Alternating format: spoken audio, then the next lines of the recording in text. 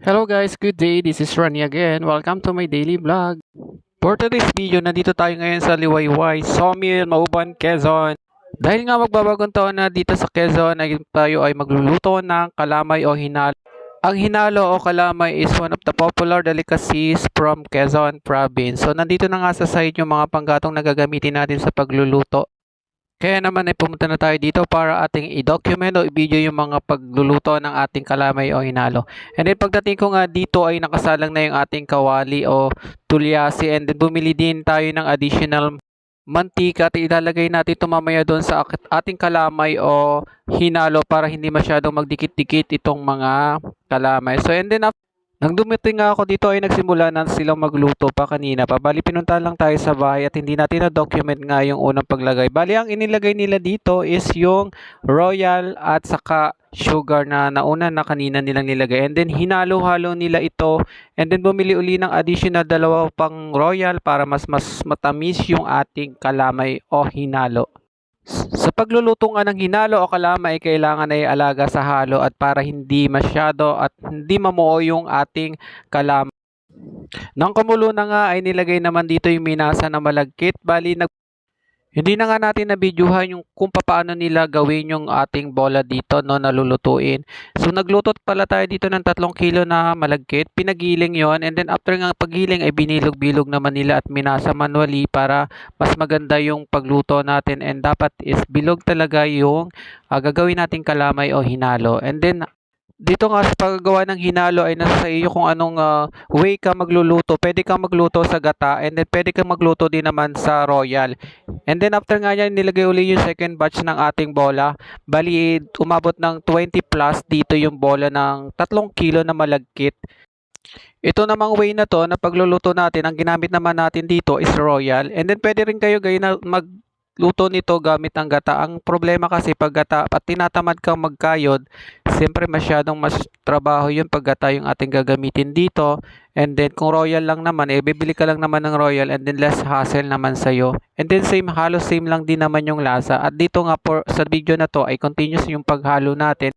Habang nga naghihintay ako na maluto, ito na may inaispatan natin yung manok dito sa kapitbahay. Hindi ko alam kung kaninang manok yan. Dito nga sa pagluluto ng hinalo o kalamay, dapat ay matibay yung mata at ito nga ay mausok dahil kahoy nga yung ating gagamitin dito sa pagluluto.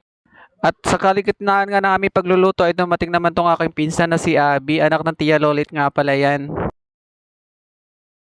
At dito nga sa video na to, napapansin nyo yung bola natin ay medyo lumalambot na. Ito nga ay sinyalis na malapit nang maluto yung ating hinalo o kalamay.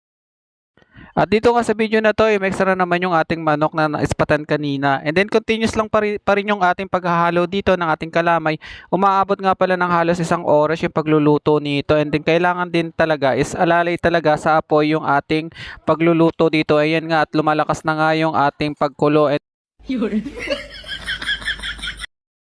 At dito nga sa video na ito, medyo umaawas na yung ating sabaw ng ating hinalo o kalamay na kailangan talaga is alaga siya sa halo at para hindi siya tuluyang umawas.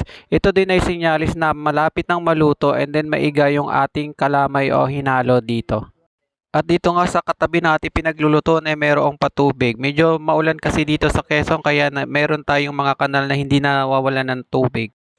For today's video nga pala, shoutout natin yung ating mga kasama dito sa vlog na to at pinayagan tayo na ma-document and then mai-vlog yung kanilang niluluto. Yes guys, hindi po tayo yung nagpapaluto ng kalamay yung hinalo dito. Ang Tia Lolit ko lang ang nagpaluto, and then Tio Ricky. So yan, mayroon kasi silang reunion later, and then kaya syempre shoutout din sa kuya ni Tio Ricky, and then doon din sa isa niyang kapatid. Hindi ko po nakuha yung pangalan. And then syempre shoutout din po kay Tia Bibang. So ayan, napapunta si Tia Bibang dyan nung malapit na tayong matapos. At dito nga sa video na to ay luto na yung ating hinalo o kalamay. So ang kailangan naman na next na ating gagawin ay partner kayo para madurog natin yung ating kalamay na hindi bubuo. Dito ito yung pinaka-importante na kailangan mong gawin para mas maganda yung ating tikoy o hinalo o kalamay. So yung kailangan nagsasampalan yung dalawang panghalo natin dito, nagbabangga sila para madurog ng pino at walang buo-buo. Kasi mahirap pag nagluto tayo ng kalamay and then parang may mga bato-bato pa. So yun yung iniiwasan natin dito. Kaya kailangan alaga to sa paghalo.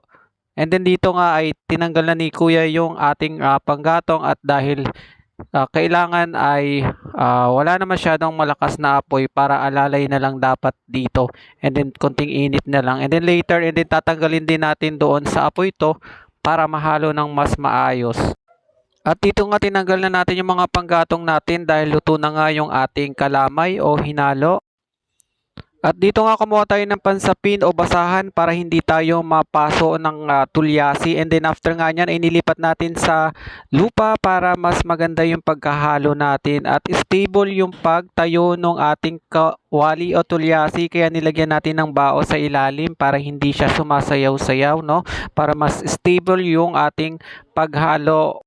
At dito nga sa paghalo, kailangan mas mabilis yung paggalaw natin at paghalo para hindi tumigas agad yung ating kalamay. And then make sure na walang matitira na kahit isang pirasong bilog-bilog dito. Kailangan talagang maayos at para malatikoy-tikoy yung ating hinalo o kalamay dito.